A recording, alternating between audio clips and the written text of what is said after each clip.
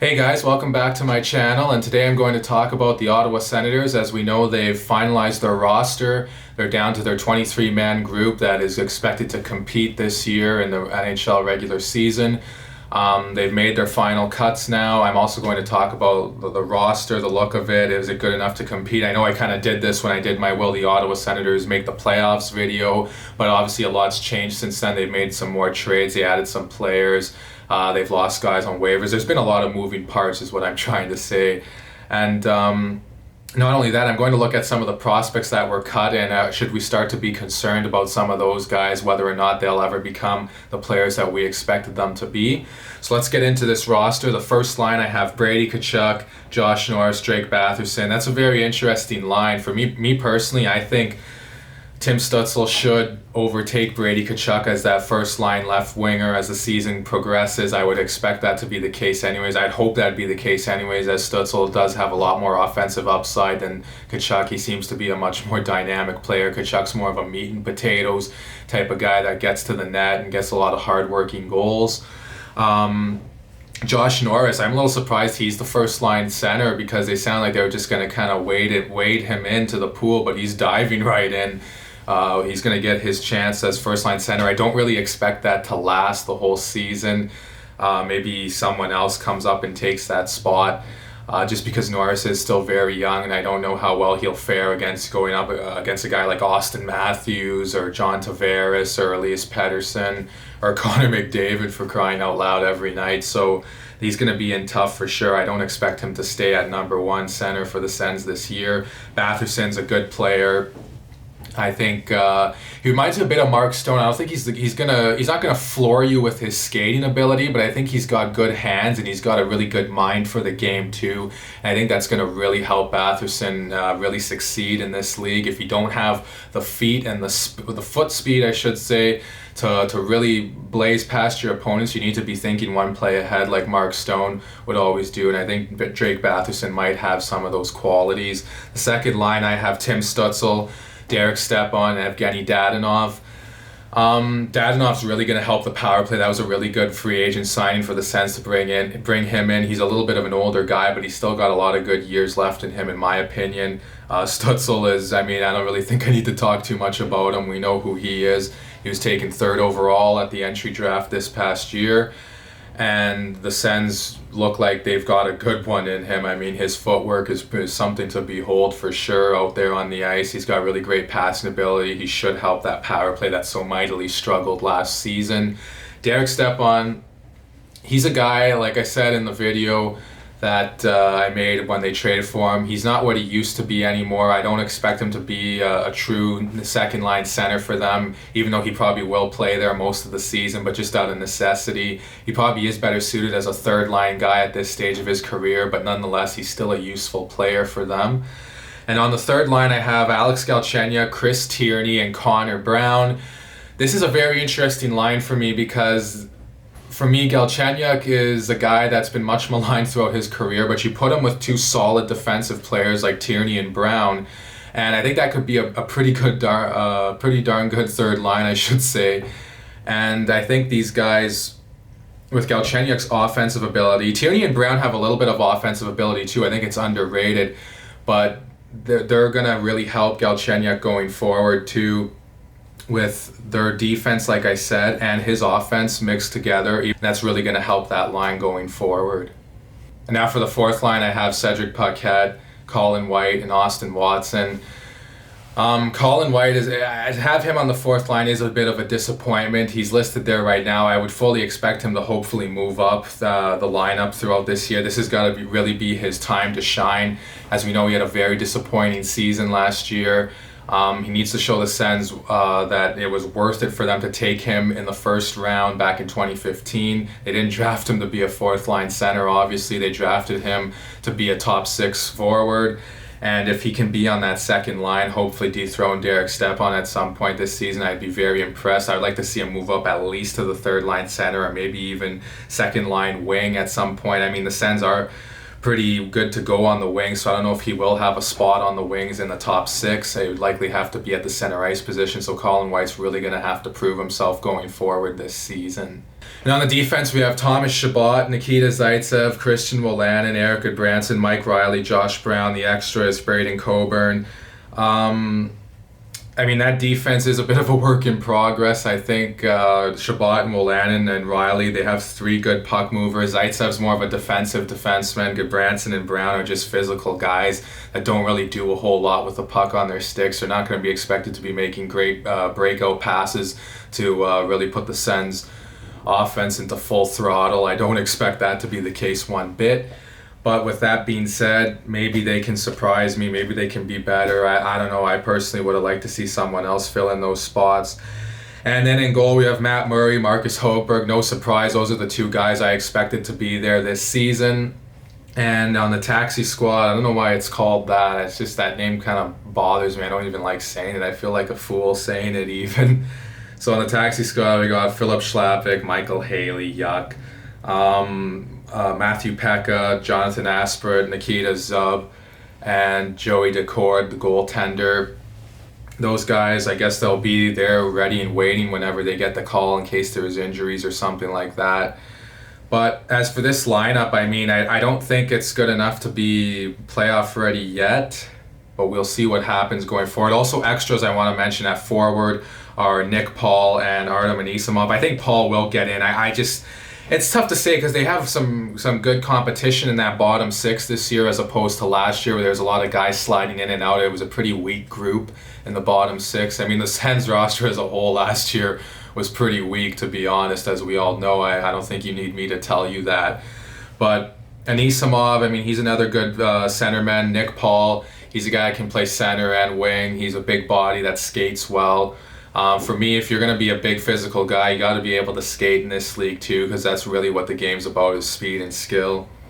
Okay, and now I'm going to get to a few notable guys that didn't make the cut, and I'm not going to go over them all, of course, because that would take too much time, but just the ones that I'm pretty disappointed in that didn't make it. And first I'm going to start...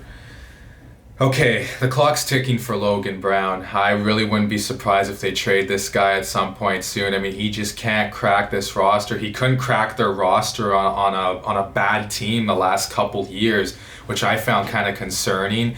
But I was just kind of, I don't know, maybe I was trying to make myself feel good and chalk it up too well. You know, that maybe they want to tank. They don't want to have a guy that's going to potentially provide too much offense for them. You know, they didn't want to ice the most skilled group in the world as they were trying to build this thing up the right way the past couple years or so. So him, I mean, we drafted him first round, 11th overall back in 2016, and it's just really not panned out. I've always been worried about Logan Brown just because his intensity levels seem to be off at times. He just doesn't always seem to be that engaged in the games I've seen him play up with the Ottawa Senators. He doesn't skate all that well. When you're a guy, like I said earlier about Batherson, when you're a guy that maybe does, I think Batherson does skate better than Logan Brown, but if you're a guy that's maybe your skating isn't a strength of yours, you have to be engaged, and you have to have a brain that thinks like, you know, 1, 2, 3 plays ahead even, and I think Batherson has that. That's why I'm not worried about him.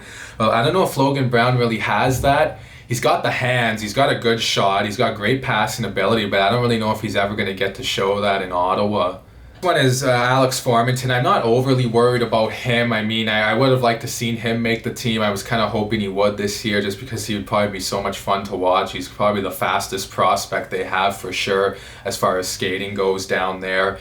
And for him, he made the team in 2017, 2018, didn't make it last year, didn't make it this year. I mean, I'm a little bit concerned, but I'm not too concerned with him. Nowhere near as concerned with him as I am about Erik Branstrom. And Erik Branstrom has a lot of expectations on him, right? I mean, we traded him for him, and we sent Mark Stone the other way to Las Vegas. And right now, it's looking like Vegas won that deal by 1.5 miles. I mean, what was the deal? Branstrom, a couple of second-round picks in 2020 and 2021, I believe, or 2019 and 2020. Either way, the Sens got 2 second-round picks is what I'm trying to say. Correct me down in the comments below if you know what year those 2 second-round picks are. So, and they got, I think, a couple of depth players like Oscar Lindberg, who ended up not even signing with the Sens that season. I was pretty off-season, I should say. I was pretty disappointed that the Sens couldn't even get a first-round pick out of that deal, and we got a good prospect in Branstrom, but they didn't even get a first-round pick out of that deal from Mark Stone, and that kind of hurts. It hurts even more now because this is the second year in a row Branstrom's failed to make the team. He made the team out of camp last year, but he had a lackluster year, wasn't very productive. They sent him back down, doesn't make it out of camp this year. And now I'm worried because this is a guy we had a lot of high hopes for. I'm not going to go full panic mode on him yet because defensemen do take longer to develop than forwards. But if it's a guy that's supposed to be really good and really promising, like they were saying about Branstrom, I mean, Dorian said, I watched this guy play in the AHL playoffs for the Chicago Wolves when he was on Vegas's farm team, and this guy is just outstanding. He's so good, and I mean, it's one thing to do it in the AHL, but can he do that in the NHL? Because that's what that's why we traded for him, was to do that stuff that he did down there in the NHL and be able to dominate up at the NHL level. And you look at a guy like Thomas Chabot, who was drafted 2015. He was already tearing it up in the 18-19 season, 3 years after he was drafted, and now we're going on, this would technically be 3 years after Branstrom was drafted, as he was taken in 2017, the season starting now January 2021. And he doesn't look to be nowhere near at Thomas Chabot's level. And I wasn't thinking he was going to be as good as Chabot, but I was hoping he was going to be in that ballpark at least, especially if we were going to give up Mark Stone for him. But guys, that's what I think about the Sens roster and their prospects. I'm a little bit worried, as you can tell, about Logan Brown and Erik Branstrom especially. I don't know, hopefully they'll come around. If anything, I see Branstrom being able to come around and be a good player, be the player we drafted him to be, rather than Logan Brown. I really think the end of the road is coming for him in Ottawa. He's probably going to have to move on at some point here. That's pretty disappointing for sure. As for the roster, like I said, I mean, in this tough Canadian division, I don't know if they're going to get out of 7th. I don't know if they're going to get higher than 6th. I could see them finishing 6th.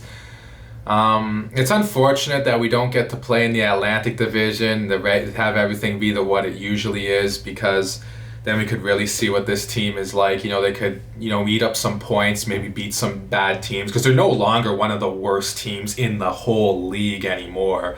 I mean, you can't tell me this roster is going to be one of the worst teams in the full league this year. And the only reason why they would finish 7th in the Canadian division is because that's so tough. The teams that were better than them in Canada last year made improvements to their roster as well. So the Sens are going to be in tough. I think the games will be competitive. They'll give teams all they can handle. I don't know if they have enough quite yet to get themselves over the hump and beat those teams and be one of the top dogs in a really tough division. But I think those days might be coming ahead for them in the next 2 to 3 years. Let me know what you guys think in the comment section below about the Sens roster. How do you think they're going to do this year? Is this 7th place finish an inevitable in the Canadian division? Because everyone seems to think so. I kind of think maybe bottom 2, maybe 6th or something like that. Maybe if they even get 5th and they're knocking on the doorstep for a playoff spot, I'll be really surprised. I'll be pleasantly surprised. Or do you want the Sens to tank again this year and get another high pick in the draft? Me personally, I would kind of like to start seeing them compete. I won't really be cheering for them to tank like I did in years past.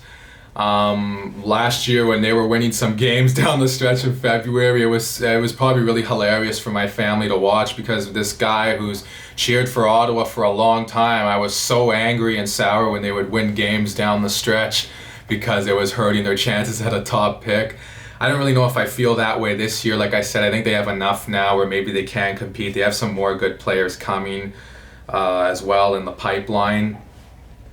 And let me know if you're concerned too about Brown and Branstrom and even Farmington. Let me know all that and more. Please like and subscribe and share this video, and I'll talk to you guys again soon.